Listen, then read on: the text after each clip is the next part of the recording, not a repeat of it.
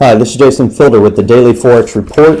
We're looking at the US-Japanese yen pair. This particular pair moved sharply up today during today's session.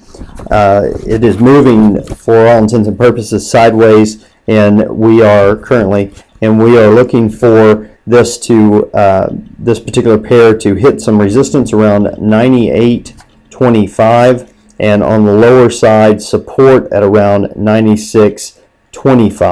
So definitely look for those two ranges. Now, taking a look at the Euro USD pair, this particular pair also moved higher in the last couple hours of the session. I'm looking for this pair to continue moving within this range that it's created over the past several sessions. I am looking for it to move within a range of 128.50 and look for support in the lower range around 125.00 for this particular pair. Now, switching over to the pound US dollar pair, this particular pair continued to move lower. Did pull back prior to the close, but still closed lower. I do anticipate this pair continuing lower. I am looking for it, though, to hit some resistance if it does move higher at around the 152.50 range. And as far as support goes, looking for support around 145.50, which I know is pretty low, but we have a pretty long tail here. If the market continues to move lower, we could see that hit again. Now, looking for the US Swiss, we talked yesterday about this, looking for a short in this particular pair, looking off of a trend line. It really didn't hit it. I know I just did, but as you can see that my line's not exactly straight.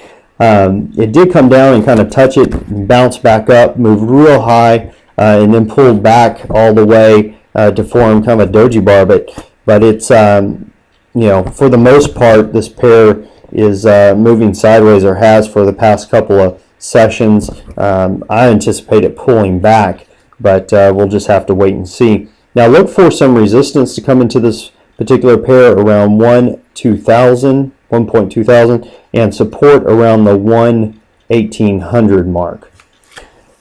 Now, we do have the U.S. trade balance came out for today. It was worse than expected at negative $56.5 billion from negative $59.1 billion.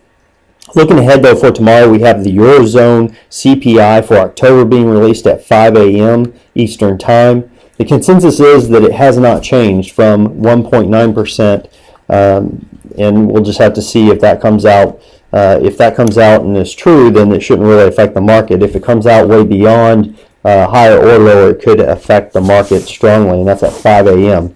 Now, the U.S. has their retail sales for October being released at 8:30 a.m. The consensus is that it has dropped from negative 1.2% down to negative 1.4%.